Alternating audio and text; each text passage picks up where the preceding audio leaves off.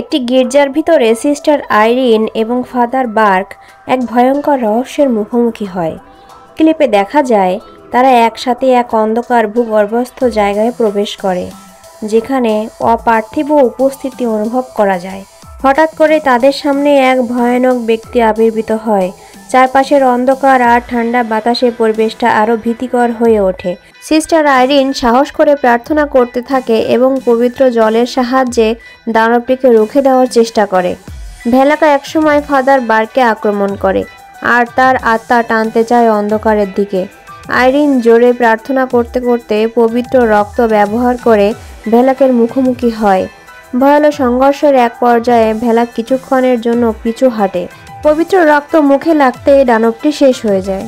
এই ক্লিপে দেখানো হয় কিভাবে বিশ্বাস, সাহস আর ঈশ্বরের নামে একজন সাধারণ মানুষ অশুভ শক্তির বিরুদ্ধে দাঁড়াতে পারে।